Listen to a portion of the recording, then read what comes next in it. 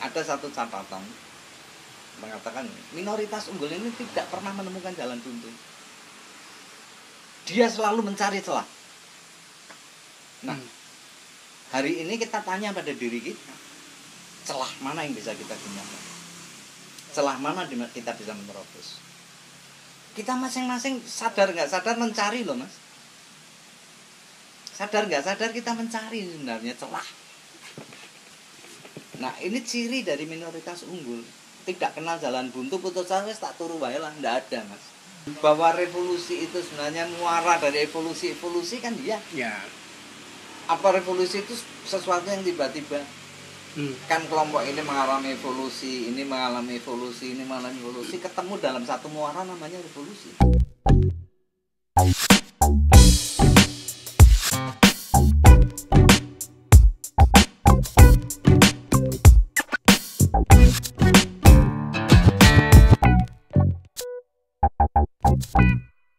Kita sudah ngomong panjang lebar mas, ngomong tentang fenomena Jokowi yang dikatakan politikus jenius atau apa, tetapi tindakannya kemudian yang Mas Yos bisa katakan tadi bahwa menang atau kalah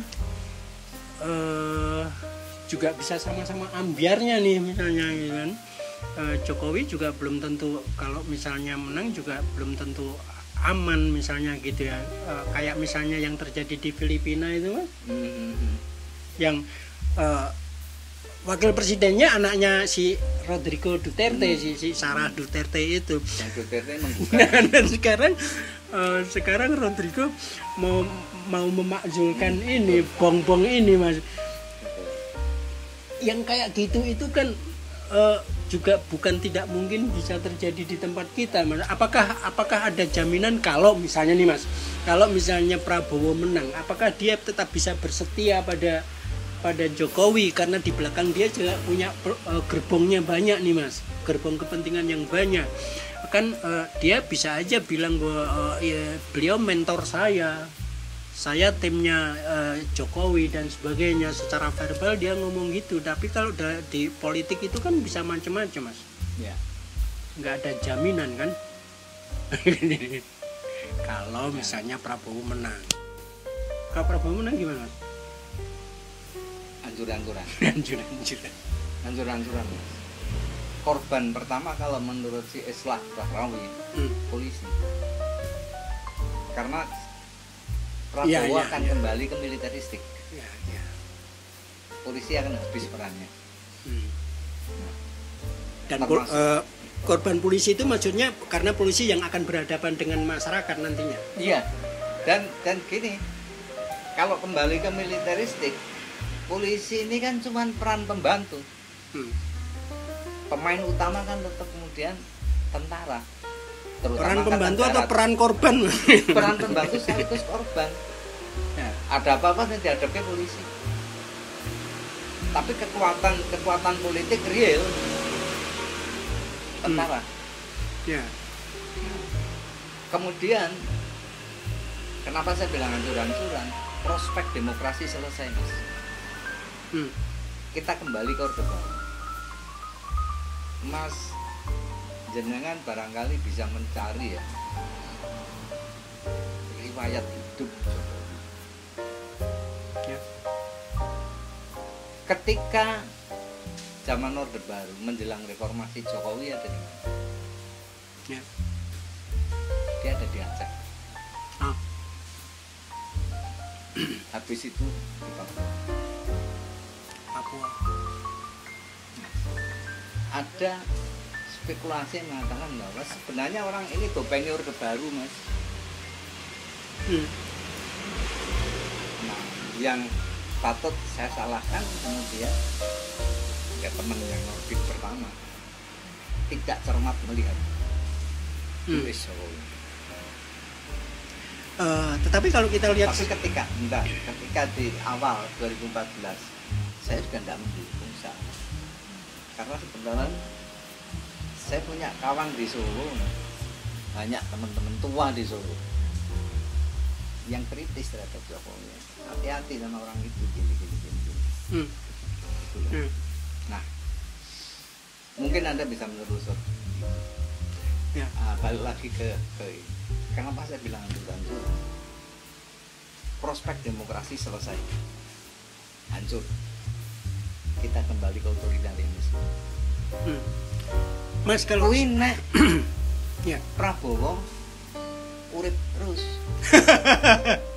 Lah nek modar Mas. Wis ben aku ngomong modar enggak apa-apa gitu. Presidennya dengan karakter lebih buruk dari bapaknya. Apa enggak hancur demokrasi kita? Maka saya bilang, kalau ini kita lihat sebagai patahan sejarah, 2024 ini menjadi patahan sejarah. Saya tadi bilang mukti pemati dalam pengertian demokrasi.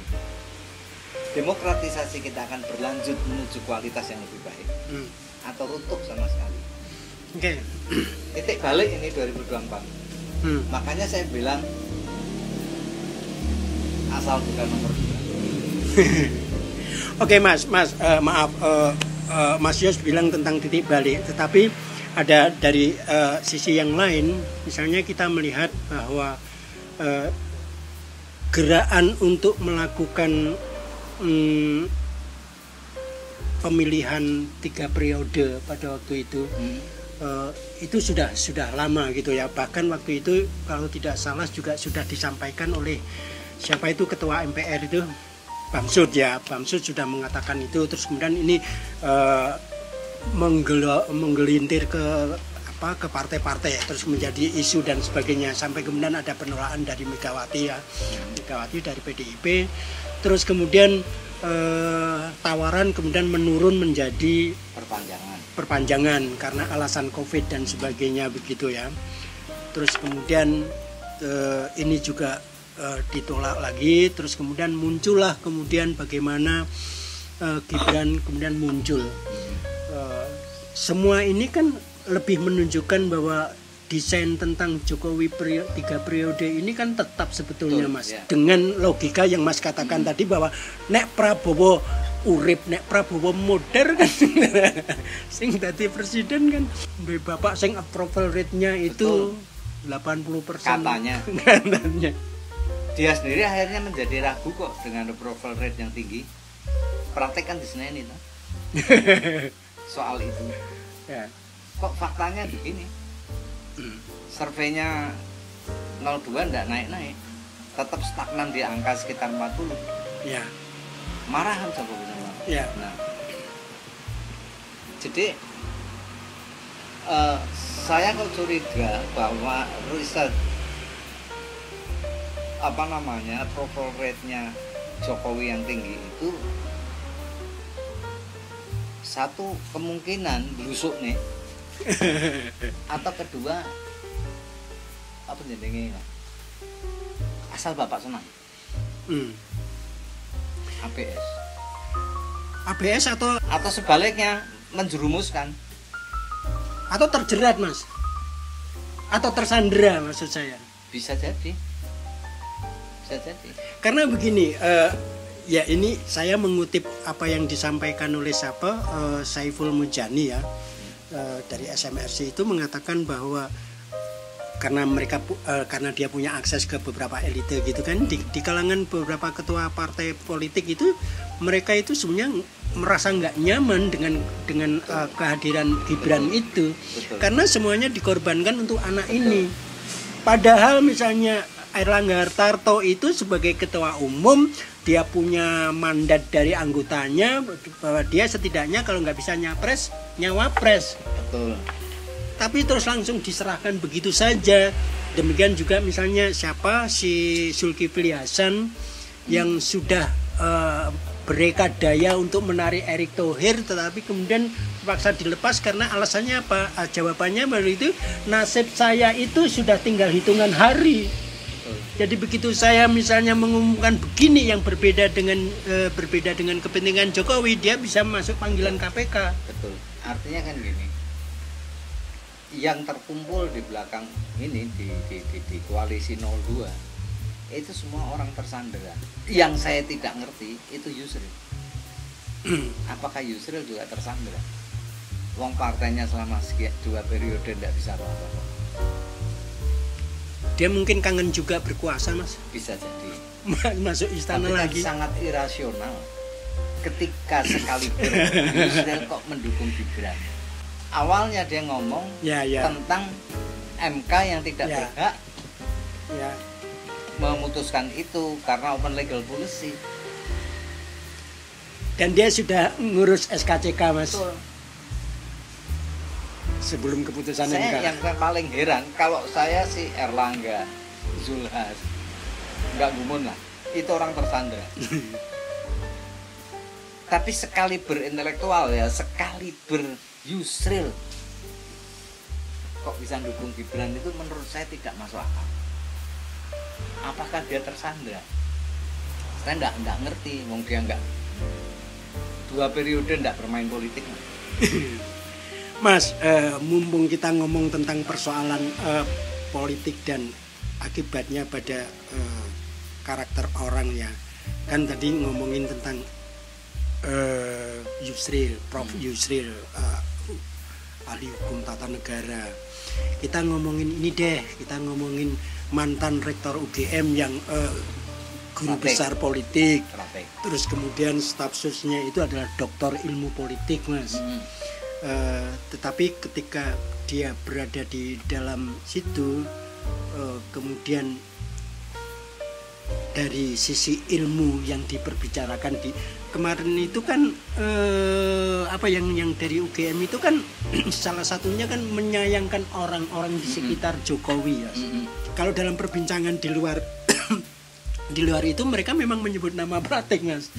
Mereka kok bisa begitu, artinya seorang intelektual meskipun juga harus dipisahkan karena dia pada dasarnya kan sebagai mensesnek, Mas. Kita semuanya sudah tahu lah, misalnya yang saya bilang tadi bahwa dulu ada cebong kampret, sekarang cebongnya menjadi kampret atau apalah misalnya gitu ya. Dan ada duit yang beredar yang sampai miliar-miliar, Mas, triliun dan sebagainya. Pertaruhannya itu kan kayaknya rendah banget gitu, Mas. Oke, Mas, sekarang kita ngomongin pemilu yang lebih teknis lah ya. Kalau yang tadi kan kita ngomongin hal yang agak filosofis dikit, tergantung bagaimana hati nurani orang terketuk melihat fakta-fakta di lapangan ini. Ya kita sudah tahu lah pelanggaran kampanye itu, Mas, katanya dalam Litbang Kompas terakhir itu 97% masyarakat meyakini, mempercayai bahwa terjadi pelanggaran kampanye. Ya. Tetapi kenapa yang lapor ke Bawaslu sedikit? Karena mereka tidak percaya Bawaslu. Ya. Jadi kan kayaknya kita sudah sampai pada satu titik yang tidak bisa keluar lagi. Kita masuk ke persoalan pemilu, Mas. Kan dikatakan bahwa pemilu itu adalah saatnya rakyat melakukan pengadilan. Dan saya tidak tahu bagaimana mekanismenya ya. Istilahnya EF. Ya. Nah, terus kemudian bahwa pemilu itu adalah jurdil, jujur dan adil, luber, langsung umum, bebas rahasia dan sebagainya. Sejauh mana, Mas, pengadilan rakyat itu bisa dilakukan dalam kondisi yang tadi Mas juga mengatakan bahwa intimidasi itu bisa terjadi secara masif di semua lini, Mas. Seberapa berani rakyat melakukan pengadilan itu? Kan dia independen, Mas. Ya, harapan saya buat maklumat dengan teman-teman. Kebetulan saya tenaga tangannya. Maklumat apa, Mas? Netralitas aparat. Netralitas aparat. Waktu itu maklumat aliansi pejuang pemikir pejuang. Aliansi pemikir pejuang pemikir. Ya. Oke. Itu harapan saya cuma tinggal pada masyarakat sipil.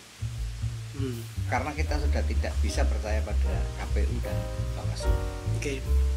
Sehingga satu-satunya pengawasan adalah masyarakat sipil. Dan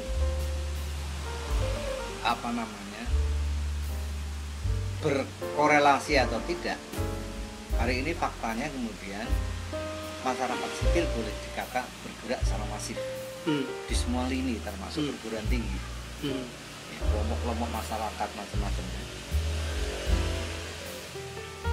Pada saatnya saya harapkan mereka sudah tidak teriak-teriak lagi, tapi sudah masuk pada tindakan konkret pengawasan, sehingga setiap bentuk kecurangan akan langsung terawasi.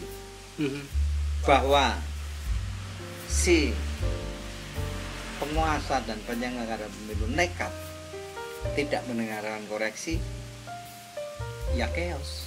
Nah, Mas, kalau proses demokratisasi kita bisa bilang katakanlah itu justru menurun, tapi dalam waktu yang bersamaan Mas juga mengatakan bahwa kesadaran berdemokrasi setidaknya berani menyuarakan yang berbeda itu muncul. Mas ingin mengatakan bahwa ada perubahan itu pada saat-saat sekarang ini. Ya, jadi kan ada dua gini, Mas.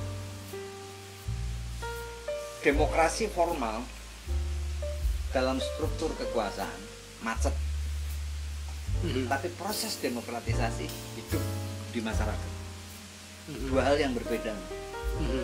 Struktur ini macet, tapi basis struktur berkembang. Maaf Mas, saya ingin tanya, dari mana tumbuhnya hal itu, pergerakan di bawah itu? Mau tidak mau ada pengaruh dari suara civil society lewat media sosial. Media sosial sangat berjasa untuk membangun itu. Sedikit banyak suara jenengan didengar. Itu mempengaruhi apa sangat ya? Sangat mempengaruhi knowledge atau pengetahuan. Ya.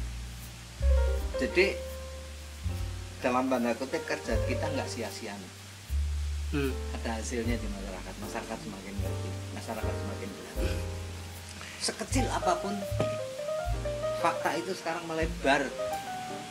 Ya, di samping itu juga medsos itu kan sesuatu yang tidak bisa dikendalikan. Tidak bisa dikendalikan. Meskipun dalam hal tertentu ada yang di-ban. Ya. Iya kan? Ya. Tapi yang kayak gitu kan mati satu tumbuh 1000. Mau di-ban mau apa? Sing berita bisnis keluarga Jokowi hanya keluar setengah hari hilang. Ya. Tak boleh meneh secara ketemu. Ya. Langsung itu di take down, hilang. Ya. Ya Kemenkominfo-ne sopo? Ya. Jauh hari kan udah persiapkan. Budi Ari itu ngerti apa kan cuma nunggu perintah. Nah, jadi dengan keadaan sekarang, dengan situasi sekarang, apalagi terbantu oleh media teknologi media komunikasi yang seperti itu, yang canggih, yang sangat canggih ini, Mas, apa yang bisa dimaksimalkan dari masyarakat ramai untuk hal itu, Mas? Ya tetap kita terbatas sampai hari ini pada edukasi. Apa yang bisa kita lakukan? Mau kita nggak punya modal apa-apa, duit nggak punya, bedil nggak punya kok. Punyanya cuman ini sama alat ini kok. Ya sudah, kita gunakan maksimal aja itu. Kalau untuk tadi Mas, kalau untuk para pemegang, mereka kan pemilik suara nih Mas, kan kedaulatan rakyat nih Mas, yang disebut tentang pengadilan rakyat tadi loh Mas. Bagaimana para pemilih ini bisa memilih sesuai dengan hati nuraninya, apapun pilihannya ya, di tengah berbagai macam, apakah itu intimidasi ataukah itu bansos yang untuk dipakai untuk membelokkan pilihan dan sebagainya. Itu harapan saya Mas, bahwa masyarakat sipil pada saatnya mungkin minggu tenang ya, mereka berhenti bersuara tapi berubah ke action pengawasan. Kampanye terakhir kapan sih Mas? 4 hari sebelum 4 hari, jadi minggu tenangnya 4 hari ya. Itu kan operasi yang bisa lebih gawat Mas. Dan disitulah masyarakat sipil juga bekerja lebih gawat. Ya. Menurut saya kok akan begitu. Jadi tadi loh Mas, ketika struktur demokrasi formal ini macet, Ya. yang basis strukturnya justru megah. Oke. Ya. Nah, ya hari ini kita memang harus makin menggencarkan edukasi ini. Ya. Paling sederhana kemudian asal bukan 02. Bukan Udah 02. itu kata-kata yang paling pendek dan udahlah nggak usah pakai alasan apapun, pokoknya bukan 02. Nah. Jadi kalau bukan 02 Siapapun. Ya, adanya cuma 01 dan 03. Terserah. Kalau antara 1 dan 3 sudah bermain fair. Bermain fair ya. Coba lihat aja. Misalkan putaran kedua 1 dan 3 mau tidak mau bermain fair. Mas, ini Kecuali sisa-sisa kekuatan 02 ini kisruh. Mas, sekarang biar untuk agak sedikit ada guidance untuk masyarakatnya Mas. Kan ada tujuan dari ya semua partai bolehlah mengatakan menang satu putaran. Gimana kalau hanya terjadi satu putaran dulu Mas? Mungkin nggak dengan 3 paslon? Sulit. Oke. Kalau kita melihat dari survei ya, Ya. dan kita lihat fenomena lapangan yang kita ketahui dari media, Oke. kampanyenya Ganjar selalu meningkat. Hmm. Beberapa kampanyenya 02 sepinya nyet, Oke. Anies lumayan. Kalau misalnya pada putaran pertama, pada putaran pertama itu yang kalah paslon ketiga, nomor 3, gimana? Ya orang akan lari ke 01 Mas. Orang akan lari ke 01. Kalau misalnya putaran pertama yang kalah 01, 03. lari ke 03. Kalau yang kalah di putaran pertama 02, Pertarungan fair 1 dan 3. pertarungan fair. Kecuali sisa-sisa 02 ngisruh. Kecuali Bisa ngisruh. ya kan ini katakanlah oke, kita ngomong saja bahwa paslon 02 ini didukung oleh kekuasaan. Kalau dia kalah terus gimana dia? Ngisruh. Kan tidak mungkin dia akan mendukung 1 dan 2. Katakanlah misalnya gitu ya. Saya nggak tahu. Atau mungkin Mungkin. kalau ketiga sama Megawati ditolak. Jelas ditolak. Sudah ditolak. Semua kan ditolak. Yang oportunis Nasdem, dia bisa menerima siapapun. Ya. Artinya si Paloh Golkar nyedak ya ditompo, Ya. Gelora nyedak ya ditompo, PAN nyedak ya ditompo. Ya kalau dalam politik itu kan selalu ada perang pernyataan kan, bahwa salah satu cara mereduksi itu adalah tidak mungkin PKS dengan PDIP bergabung. Itu kan hanya untuk supaya 1 dan 3 tidak akur ya. Ya, Itu kan tapi lebih di pada beberapa pernyataan. Di beberapa daerah pilbud terjadi koalisi antara PKS Oh iya dan iya. PDIP. Ya betul. Ya bahkan waktu Jokowi sendiri kan juga karena PKS dan PDIP. Lah iya. Mas, maaf, kalau sudah di putaran 1 misalnya sudah terlihat hasilnya, itu bisa nggak sih koalisi berubah? Ya bisa. Bisa ya? Bisa. Artinya kalau semula karena ini yang dia dukung tidak masuk, dia bisa pindah koalisi ya, Bisa. keluar dari koalisi ya? Boleh. Oh. Siapa yang ngelarang? Hmm. Wong dalam situasi begini pindah koalisi aja boleh. Oh gitu. Ya iyalah. Wong itu pilihan politik kok. Yang tidak boleh itu kalau capres sudah mendaftarkan mundur itu nggak boleh. Ya.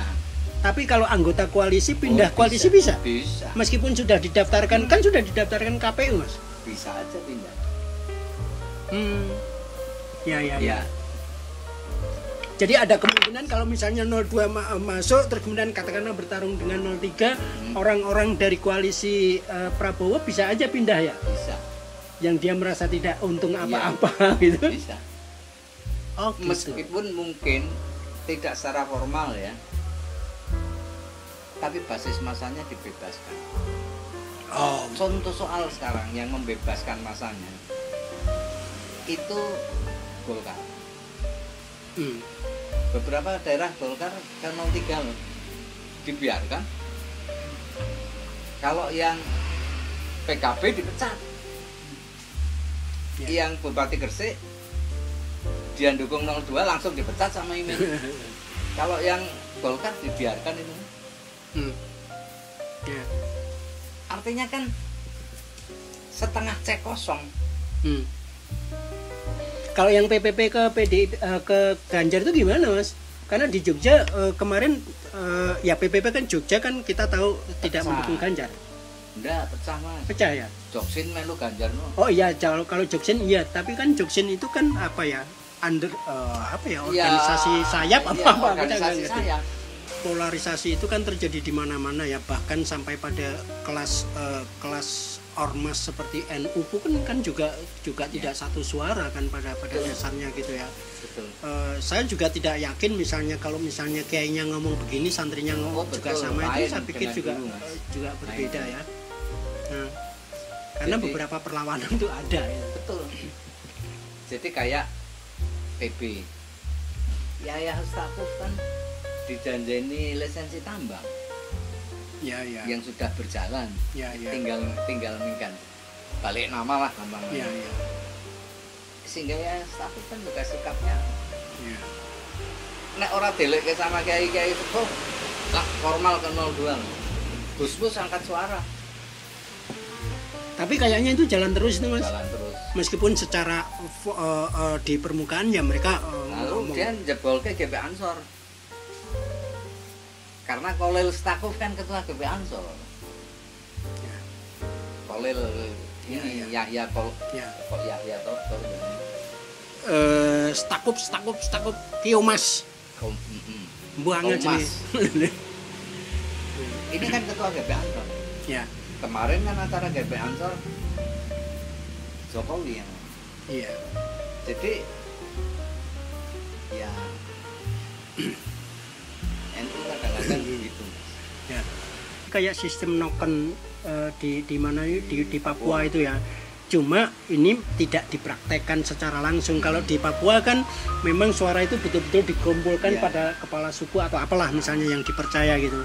Kalau di tempat kita ya di selama ini kan ini ketua ormas siapa dipegang, kiai di pesantren mana dipegang, ini PBNU dipegang dan sebagainya, yang dalam hal itu diharapkan semuanya akan sami'na wa atokna, semua mengikuti tegak lurus itu kan sesuatu yang sebetulnya tidak ada jaminan kan, Mas.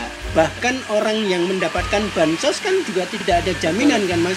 Sekarang gini Mas, Kofifa ditarik 02 ya Fatayat ya ini ngomong apa ya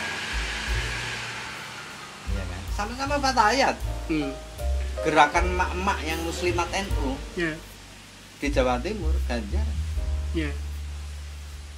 kiai sepuh Mas banyak yang ke Ganjar kiai sepuh ya Anda jangan ngelihat siapa jenenge kuwi Miftah Gus Rubicon nih. Oh sudah punya Rubicon tuh Mas? Oh udah dapat langsung.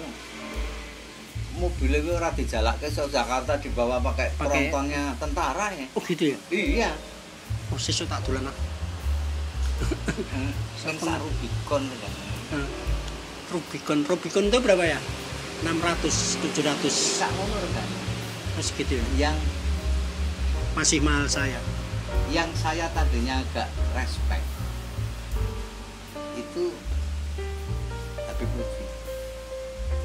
Ternyata ya murah gitu. Dia juga katanya pemalsu sejarah Mas. Itu termasuk kayak kuburan palsu. Gimana? Sudah Jumadil Kubro itu di sini kok, gawe makam Jumadil Kubro di mana? Ternyata Bang, itu bisnis pariwisata. Jadi wisata wali. Ya. Itu 1 tahun itu 12 juta pengunjung. Loh Mas, ziarah wali ku Mas, itu perputaran duitnya tinggi banget Mas. Makanya itu 24 jam Mas. Kita sampai pada misalnya tadi, misalnya kalau putaran ke-1 begini, kalau putaran kedua begini dan begitu dan seterusnya. Tapi bahwa hak untuk menentukan siapa yang menang dan siapa yang kalah kan ada pada hati nurani rakyat yang memilih itu. Baik dia sudah menerima bansos atau yang diintimidasi atau bagaimanapun juga gitu kan. Kan kita juga mendengar cerita-cerita seperti tadi Mas yang Mas ceritakan, ada orang yang oke, saya terima bansosnya, tetapi pilihan kan soal hati nurani saya, tidak bisa diganggu gugat dan sebagainya, Mas. Jadi untuk penutupnya, saya berharap Mas Yos bisa memberikan sedikit gambaran mengenai kalau kita salah memilih calon presiden itu emang berpengaruh ya Mas terhadap kehidupan keseharian masing-masing rakyat itu? Pasti. Pertama, proses demokratisasi rusak. Apakah ada korelasi antara demokrasi dengan kesejahteraan rakyat? Ini debatable. Nggak ada hubungan. Oke. Apakah betul taruhlah 02 menang akan membawa dampak kesejahteraan bagi rakyat? Saiki yang jadi andalan kan makan gratis sama susu. Anggarannya berapa? Diperoleh dari mana? Dalam situasi pemerintahan yang begitu, kepastian hukum tidak bisa dijamin dan lain-lain. Investor mau masuk takut, Mas. Track record dari para pendukung. Kalau investor tidak masuk, apa sih akibatnya pada rakyat? Negara pendapatannya dari mana? Yang untuk dibagi sebagai kesejahteraan begini kan. Pancasila itu memang ambisius, adil makmur, bagus Mas. Tapi nek orang makmur sing gak adil loh. Makmur dulu, baru berbicara adil. Cina contohnya. Apa di Cina sekarang sudah ada keadilan? Belum. Tapi makmur sudah. Sedikit demi sedikit keadilannya mulai. Karena kemakmurannya memungkinkan. Sosialisme bagus. Tapi nek orang no duit, ya melarat bareng. Ya. Mosok kene marep mangan kangkung kudu antri.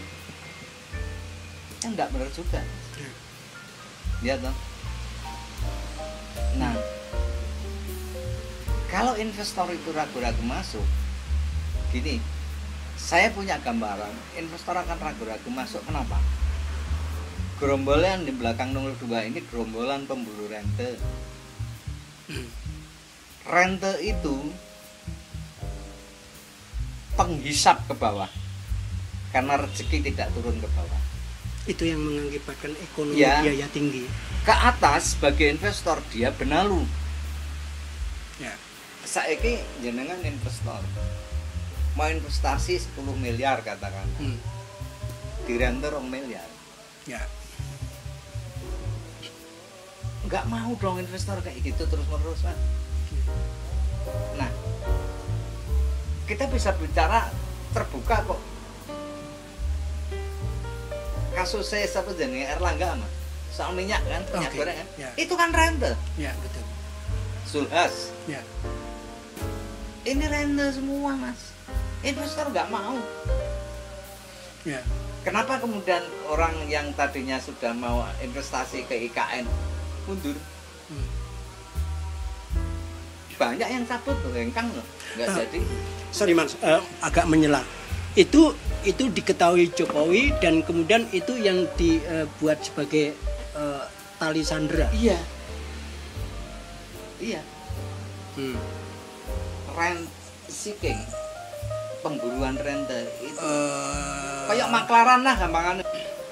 Nah, hampir semua pebisnis Indonesia yang besar itu kayanya bukan karena usahanya tapi karena rentenya.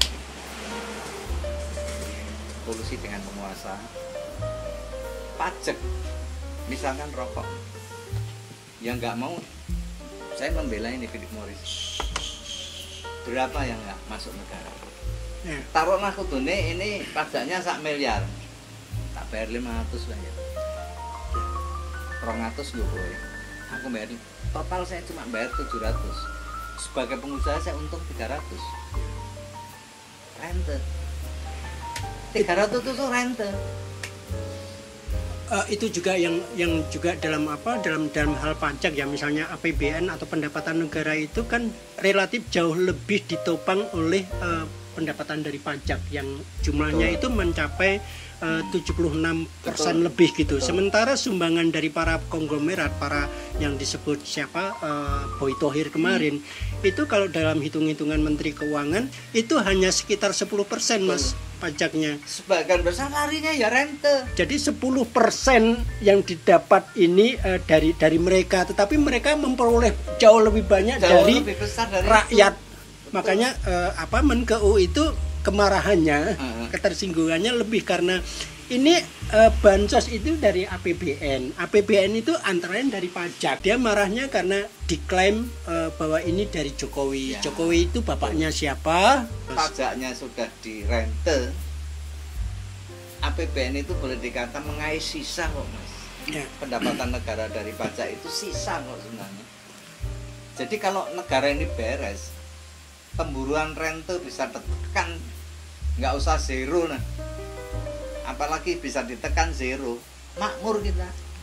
Oke, tadi kita kan sudah ngobrol tentang bahwa pengadilan rakyat, bahwa pemilu itu ya segala sesuatunya ditentukan oleh rakyat itu sendiri, meskipun ada perekayasaan macam-macam, ada intimidasi macam-macam, tapi kan hak itu kan betul-betul di tangan rakyat, bebas, umum dan rahasia, yang betul-betul tidak bisa terdetek sebetulnya kan. Kalau di TPS itu meskipun secara psikologis ya bisa saja dipasangin tentara semua berapa, bawa senjata gitu kan, orang-orang desa bisa keder nih. Tapi kan di ruang itu, di ruang TPS yang sempit itu kan, meskipun juga repot kan Mas, ada 5 lembar ya Mas. Ya, itu sendiri sebenarnya menurut saya sebuah desain yang sengaja saya kira untuk membingungkan. Betul, saya kira bahkan sampai persoalan pemilu serentak itu Mas, ya, yang kemudian dengan artinya pilkada reguler itu bisa ditunda gara-gara apa? Gara-gara pemilu yang serentak tadi. Ya. Jadi misalnya ada yang sudah habis masa jabatannya sekarang nih, tidak langsung ada pemilihan, harus nunggu itu. Jumlahnya ratusan Mas, ya, yang semua pengganti atau pelaksana jabatan itu ditunjuk langsung oleh presiden. Mau gubernur, mau bupati, wali kota. PLT. Jawa Tengah itu temennya Jokowi. Ya. Jawa Barat staf ahlinya Jokowi. Hampir semua. Hampir semua. Ya gitu-gitulah. Artinya ya tadi kan semua instrumen dilakukan, bahkan rekayasa itu dari awal desainnya Mas. Jadi bukan mendadak. Itu desain yang lama sebenarnya direncanakan oleh Jokowi. Ya. Termasuk apa jenenge MK itu mendadak enggak? Sudah terencana lama. Apa? Itu kita tadi ngomongin lagi jadi politikus jenius tadi Mas. Ini karena dia pandai berdrama atau saking gobloknya orang-orang melihat hal itu Mas? Gini. Orang terpukau penampilan awal, pencitraan di awal yang lugu, yang dia anggap ini karakter asli.